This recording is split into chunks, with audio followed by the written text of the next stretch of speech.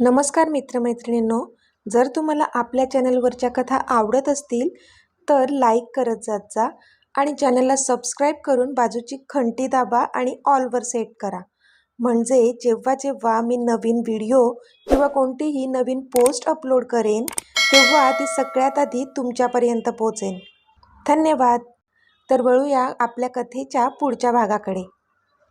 हो, काल जास्त जणांना इन्व्हाइट केलं नव्हतं म्हणून आज सगळ्यांना इन्व्हिटेशन दिलं आहे.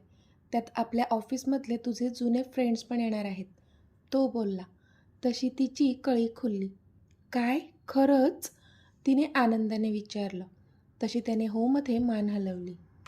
ओ Meet, you are such a lovely husband. I love you so much. ती त्याला खट्ट मिठी मारून बोलली.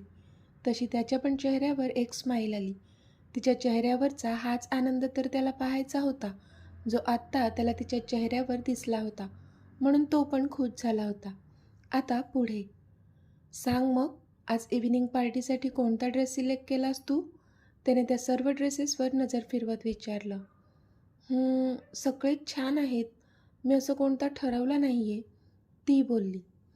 ओके, मग मी सिलेक्ट करतो, चालेल? त्याने विचारलं. तशी तिने हसून होमध्ये मान हलवली. त्याने सगळ्या ड्रेसेसवरून नजर फिरवली आणि मग त्यातलाच एक डार्क रेड कलरचा वन पीस उचलला आणि तिच्यासमोर धरला. दिस वन? तो वन पीस तिला दाखवत तो बोलला. पण तिचे मात्र डोळे मोठे झाले तो ड्रेस बघून, कारण तो एक खूपच बोल्ड असा लाँग ड्रेस होता. त्याचा मागचा पुढचा नेक व्ही शेपमध्ये एकदमच स्टीप होता. अंगाला एकदम फिट बसेल असा तो ड्रेस होता. खालून त्या ड्रेसला एका बाजूने एक लाँग कट होता, जो पायाच्या खूपच वरपर्यंत येत होता. इन शॉर्ट खूपच बोल्ड ड्रेस होता तो. तो ड्रेस बघूनच तिने एक आवंढा गिळला. हा ड्रेस? तिने विचारलं. तशी त्याने होमध्ये मान हलवली. पण हा ड्रेस जरा जास्तच बोल्ड नाही का वाटत मीत? ती बोलली तसा तो गालात हसला. बोल्ड तर आहे, तो हसून बोलला. तसं तिने तोंड बारीक केलं. काय झालं असं तोंड करायला? अगं खरंच खूप छान दिसेल तुला हा ड्रेस, तो बोलला. मीत, तुम्हाला खरंच असं वाटतंय का की मी हा ड्रेस घालावा? तिने पुन्हा एकदा त्या ड्रेसकडे पाहून विचारलं. तशी त्याने खाली वर करून होमध्ये मान हलवली. छान, माझी इच्छा आहे तुला ह्या ड्रेसमध्ये पाहण्याची, तो बोलला. ओके, शेवटी ती नाराजगीनेच तयार झाली. छान, नाराज व्हायला काय झालं तुला? तुला नसेल घालायचा तर नको घालू हा ड्रेस. मला आवडलाय म्हणजे तुला पण आवडायलाच हवा असं अजिबात नाही आहे, ओके? तू दुसरा सिलेक्ट कर बाकीच्या ड्रेसेसमधून, तो बोलला. नाही, नको. तुम्हाला आवडलाय ना हा ड्रेस? मग मला पण तो आवडलाय. मी घालेल हा ड्रेस आजच्या पार्टीमध्ये, ती बोलली. नक्की ना? त्याने विचारलं. हो, नक्की. ती त्याच्या नाकाला पिंच करत हसून बोलली. तसा मग तो पण हसला. संध्याकाळ झाली होती. रॉनी त्या रायचन इंडस्ट्रीजमध्ये जाऊन ती फाईल सबमिट करून आला होता. सोबतच आजच्या पार्टीची पण पूर्ण जबाबदारी त्याच्यावरच होती. म्हणून सतत त्याचा फोन बिझी होता, कारण सगळ्यांना इन्स्ट्रक्शन्स देऊन ते काम पूर्ण करून घेत होता तो. बाकी सगळ्या अरेंजमेंट्स अगदी व्यवस्थित केल्या होत्या त्याने पार्टीच्या. सगळं अगदी परफेक्ट आहे ना हे पाहून घेतलं त्याने आणि आता स्वतः रेडी होण्यासाठी तो त्याला दिलेल्या त्या गेस्ट रूममध्ये शिरला. संध्याकाळची वेळ होती, त्यामुळे सगळीकडे अंधार होता. पण सकाळपासून कामात इतका बिझी होता तो की आता खूपच थकला होता. म्हणून त्याने लाईट्स लावायची तसदीसुद्धा घेतली नाही आणि तसाच जाऊन बेडवर आडवा झाला. थोडा वेळ आराम करू आणि नंतर रेडी होऊ, अशी ही पार्टी तर लेटच सुरू होईल असा मनातच विचार करून त्याने डोळे बंद केले. पण खूप थकल्यामुळे त्याला क्षणातच झोप लागली आणि तो झोपी गेला. ओ गॉड, हे झोपले की काय? इथे त्याच्या बेडच्या बाजूच्या भिंतीकडे लपलेली आरू स्वतःशीच बोलली आणि तिने डोक्यावर हात मारला. ती रेडी होऊन त्याच्या रूममध्ये आली होती. आज तिने बेबी पिंक कलरचा off shoulder pleated fit one piece घातला होता, ज्यामध्ये ती खूपच सुंदर दिसत होती. प्रेमात होती त्याच्या, म्हणून सगळ्यात आधी त्याने आपल्याला पाहावं आणि आपली तारीफ करावी असं वाटत होतं तिला. म्हणूनच तो घरी यायच्या आधीच ती त्याच्या रूममध्ये येऊन ठेपली होती. पण तिचं बॅड लक की साहेब येऊन पडल्या पडल्या झोपी गेले होते, म्हणून मूड ऑफ झाला होता तिचा. It's okay Aaru, nothing to worry about. ह्यांना कसं जागं करायचं माहीत आहे तुला, ओके? ती स्वतःचंच डोकं लढवत हसून बोलली. तिच्या डोक्यात काहीतरी अतरंगी कल्पना आली होती, म्हणून तिला हसायला येत होतं. संध्याकाळ झाली असली तरी देखील बाहेर अजून इतका अंधार पडला नव्हता, त्यामुळे खिडकीच्या पडद्याच्या आडून अंधुकसा उजेड आत येत होता. त्या उजेडातच ती इकडे तिकडे काहीतरी मिळते का ते शोधू लागली आणि फायनली तिला बाजूच्या टेबलवर ठेवलेला तो पेन दिसला. तशी तिच्या डोळ्यात एक चमक आली. तिने ते पेन उचललं आणि बेडवर चढून ती आता त्याच्या अगदी बाजूला येऊन बसली. बसली म्हणजे बसली नव्हतीच, आडवीच झाली ती त्याच्या बाजूला. पण आता मात्र आपल्याला काय करायचं होतं हेच जणू विसरली ती, कारण समोर त्या अंधुकशा उजेडात तिला आता त्याचा चेहरा दिसला आणि आधीच त्याच्यावर फिदा असलेली ती आत्ता ह्या क्षणी त्याच्या चेहऱ्याकडे एकटक पाहू लागली. तो मात्र गाढ झोपलेला होता. त्याच्या चेहऱ्यावरूनच वाटत होतं की खूपच थकला होता. दगदग झाली होती खूप. ती त्याच्या चेहऱ्यामध्ये हरवलीच होती की अचानक तिला आठवण झाली की आपल्याला त्याची मज्जा करायची आहे. तशी ती पटकन भानावर आली आणि आता आपल्या हातात असलेल्या त्या पेनकडे पाहून गालात हसली. तिने त्या पेनचं टोक हळूच त्याच्या कानात घातलं. तशी त्याने चुळबुळ करून हाताने कान झटकला आणि इथेही तोंडावर हात ठेवून हसू लागली. पण पुन्हा तिने तेच केलं आणि पुन्हा त्याने हाताने कान झटकला. त्याला गुदगुली होत होती, पण गाढ झोपेत असल्यामुळे तो जास्त रिॲक्ट होत नव्हता. पण आत्ता मात्र तिने अजून पुढे जाऊन ते पेन त्याच्या कपाळावर ठेवून कपाळावरून हळूवारपणे खाली खाली आणू लागली. तसा त्याने झोपेतच तिचा हात पकडला आणि तिला बाजूला ढकलून तो तिच्यावर आला. ती मात्र डोळे मोठे करून त्याच्याकडे पाहत होती. आरू, तो तिच्या चेहऱ्याकडे पाहून हळूच बोलला. तशी तिने तोंड बारीक करून होमध्ये मान हलवली. तुला असं खरंच करमत नाही का गं, जे आता स्वप्नात पण येऊन तू मला त्रास देऊ लागलीस? अशी तर नव्हतीस ना तू आरू? तो झोपाळलेल्या आवाजात बोलला. तशी ती मात्र मांजरीसारखे डोळे बारीक करून त्याच्याकडे पाहू लागली. स्वप्नात पण त्रास देऊ लागलीस म्हणजे काय मी ह्यांना सत्यात पण त्रास देते का? ती मनातच विचार करून धुसफुसलेल्या नजरेने त्याच्याकडे पाहत होती. पण तो मात्र हसून तिच्याकडेच पाहत होता. एक मिनिट, स्वप्नात म्हणजे अजून हे झोपेतच आहेत? ओ गॉड, ती स्वतःशीच बोलली आणि तिने डोळे फिरवले. पण हे काय आरू, स्वप्नात कोण असं चिडतं? स्वप्नात असं चिडायचं नसतं. स्वप्नात फक्त प्रेम करायचं असतं. तो बोलला, पण ह्यावर आता काय बोलावं तिला कळत नव्हतं. पण तिला बोलावं पण लागलं नाही, कारण सध्या बोलायचा ठेका फक्त त्यानेच घेतला होता. पण आरू, एक सांगू, अशी रागात असलीस ना तरी खूप क्यूट दिसतेस तू, तो बोलला आणि त्याने तिच्या उघड्या गळ्यावर ओठ टेकवले. तशी मात्र ती स्तब्ध झाली.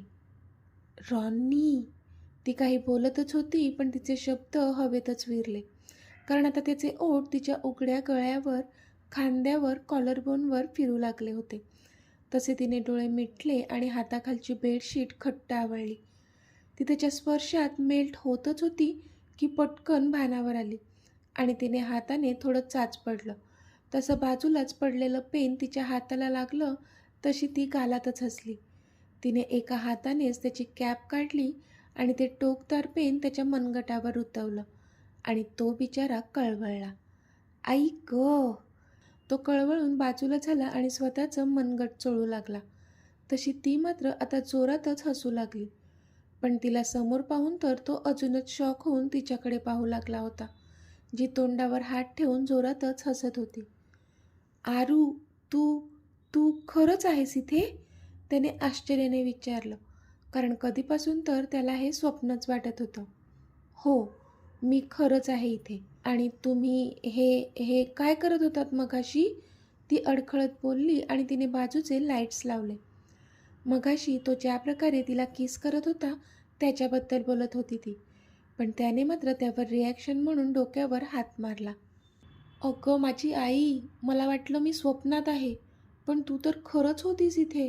ओ गॉड, तो बोलला तशी ती आता मांजरीसारखे डोळे बारीक करून त्याच्याकडे पाहू लागली. स्वप्नात होतात?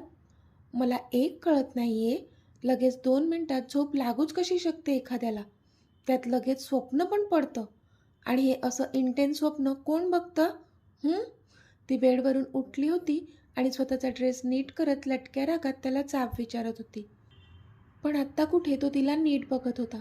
तिने घातलेला तो बोल्ड पिंक कलरचा वन पीस खूपच खुलून दिसत होता तिला. त्यात ती एकदम छान तयार होऊन आली होती आणि थोड्या वेळापूर्वी त्याने केलेल्या मज्जेमुळे सध्या तिचा लूक थोडा अस्ताव्यस्त झाला होता पास. पण स्वतः तयार होऊन फक्त त्यालाच दाखवण्यासाठी ती इथे आली होती हे सुद्धा कळत होतं त्याला. म्हणून तो गालातच हसला आणि उठून तिच्याजवळ गेला. मी बघतो हे असं इंटेन्स स्वप्न. त्याने बेसावत असलेल्या तिच्या हाताला पकडलं आणि झटक्यात स्वतःजवळ ओढून मागून मिठीत घेतलं. तशी मात्र ती अंग अंग मोहरली. खूप खूप खूप सुंदर दिसतेस तू आरू. तो पुन्हा तिच्या मानेवर स्वतःचे ओठ टेकवून बोलला. तशी तिच्या ओठांवर स्माईल आली. तिला हेच तर ऐकायचं होतं त्याच्याकडून. थँक यू, ती बोलली. And I am sorry too, तो पुन्हा बोलला. तसं तिने न समजून वळून त्याच्याकडे पाहिलं. सॉरी का? तिने विचारलं. माझ्यामुळे तुझा मेकअप खराब झाला म्हणून, तो बोलला. चालतं, मी पुन्हा टचअप करून घेईल, ती लाजून खाली मान घालून बोलली. पण त्याने लगेच एका बोटाने तिची हनुवटी वर उचलली. लिपस्टिकचा हा शेड छान नाही दिसत, दुसरा लाव, तो बोलला. तशी तिने पुन्हा मान हलवली. वेट, हा काढायला मी तुझी हेल्प करतो, तो तिचा खालचा ओठ अंगठ्याने रब करत बोलला. तशी एक वीज सळसळली तिच्या शरीरातून. पण ती श्वास घेते न घेते तोच त्याने तिच्या ओठांना स्वतःच्या ओठांनी बंदिस्त केलं आणि एक दीर्घ चुंबन घेतलं. झालंय माझं, तो बोलला. त्याने तिला सोडलं होतं तरी ती मात्र अजून त्याच झोनमध्ये होती. पण त्याच्या शब्दांनी आता भानावर आली आणि उगाचच इकडे तिकडे बघू लागली. तो मात्र तिच्याकडे पाहून हसू लागला. बाद झालं हां? आधी सांगा, ब्रोशी बोललात का माझ्या? तिने हाताची घडी घालत विचारलं. पण आता तिच्या ब्रोचं नाव ऐकूनच तो थोडा सिरियस झाला.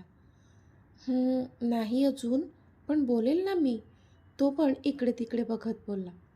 माझ्यासमोर उगाच भाव खाता तुम्ही, पण माझ्या ब्रोचं नाव काढलं की बरोबर घाबरता. राहू द्या, तुमच्या ज्याने काही होणार नाही आहे, मी माझं सांगेल ब्रोला, तुम्ही राहूच द्या, ती बोलली. ओ हॅलो, काय राहू द्या? आता मी म्हणालोय ना की मी बोलेल बॉसशी, मग का तू आता मध्ये मध्ये करतीये? तो बोलला. खरंच बोलणार आहात तुम्ही? तिने आश्चर्याने विचारलं. हो तर, बोलणार आहे.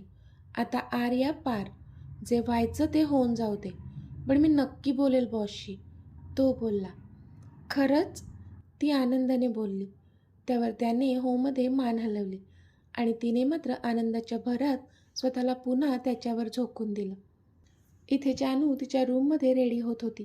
तिने स्वतःचं आवरलं होतं आणि आता तिला तो ड्रेस घालायचा होता जो त्याने तिच्यासाठी पसंत केला होता. तो ड्रेस बघूनच पुन्हा एकदा तिने एक आवंढा गिळला. पण आता त्याला आपण प्रॉमिस केलं आहे म्हणजे हा ड्रेस घालावा लागेलच. तिने विचार करूनच एक सुस्कारा सोडला आणि तो ड्रेस हातात घेऊन चेंजिंग रूममध्ये गेली. तो ड्रेस घालून ती बाहेर आली होती. पण त्या ड्रेसला पाठी असलेली चेन काही केल्या तिच्याच्याने लागत नव्हती. म्हणून ती आरशात बघून वळून वळून मागून ती चेन लावण्याचा प्रयत्न करत होती. पण तिच्या प्रयत्नांना यश मात्र येत नव्हतं. इतक्यात दरवाजा उघडण्याचा आवाज आला. तसं तिने त्या दिशेला पाहिलं. ॲज युज्युअल तिचा मीतच होता. पण त्याला पाहून ती पटकन फिरली आणि आता त्याच्या दिशेने तोंड करून उभी राहिली. तिला त्याला दाखवायचं नव्हतं की तिने तिच्या ड्रेसची चेन लावली नाही आहे. पण तिला बिचारीला हे कुठे माहीत होतं की मागच्या आरशातून त्याला सपशेल दिसत होतं की तिच्या ड्रेसची पाठची चेन लावली नाही आहे. आणि ते पाहूनच तो गालात हसला. व्हॉट हॅपन जान? त्याने असं काळजीने विचारलं जसं काही त्याला काही माहीतच नाही. कुठे काय? नथिंग, ती पण जसं काही झालंच नाही अशी बोलली. तसं पुन्हा त्याला हसायला आलं. Do you need my help? त्याने हसून विचारलं.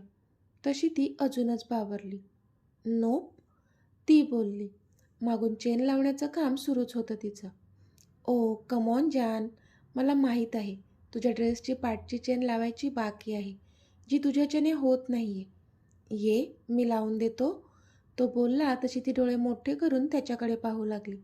म्हणजे तिला कळतच नव्हतं की त्याला कसं कळलं. ओ माय इनोसंट चॅन, तू नाही सांगितलंस तरी तुझ्या पाठीमागे असणारा मिरर सगळं सांगून गेला आहे अगं. तो बोलला तसं तिला कळलं आणि तिने पटकन मागे वळून बघितलं. तर समोरच तो आरसा होता आणि ज्यामधून आता तिला बघून स्माईल करत असणारा तिचा मीतसुद्धा तिला दिसत होता.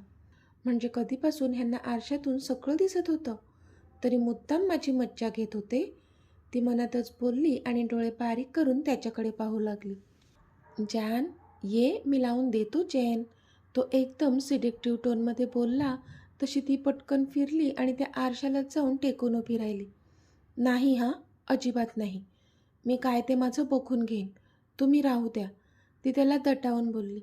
तिला माहीत होतं ह्याला जर चेन लावायला सांगितलं तर हा नक्कीच आगाऊपणा करेल आणि 2 मिनिटांचं काम अजून 2 तास वाढवून ठेवेल. एवढं तर नक्कीच ओळखत होती ती त्याला. अगं, चांगलं सांगतोय ना लावून देतो चेन, ये बरं इकडे, तो बोलला.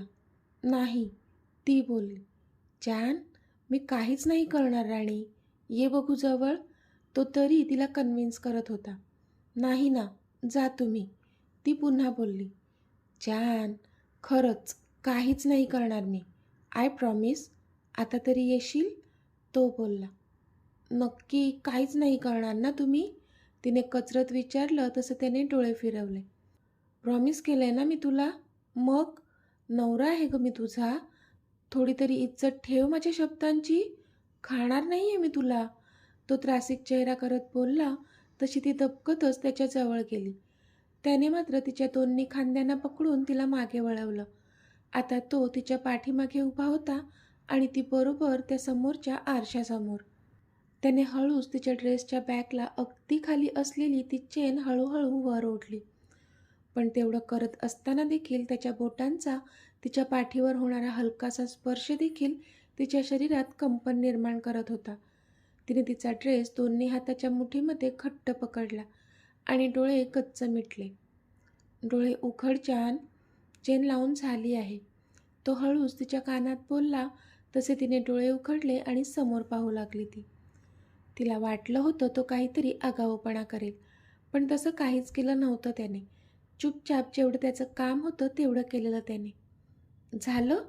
ती थोडीशी तिची पाठ आकसून बघून चेन नीट लावली ना हे चेक करत होती. हो झालं, तो पण हसून बोलला. तशी ती रिलॅक्स झाली. थँक्यू, ती त्याच्याकडे बघून बोलतच होती की त्याने तिला जवळ ओढलं. तिला काही कळलंच नाही. ती कावरीबावरी होऊन त्याच्याकडे पाहू लागली, पण आत्ता ती त्याच्या मिठीत होती.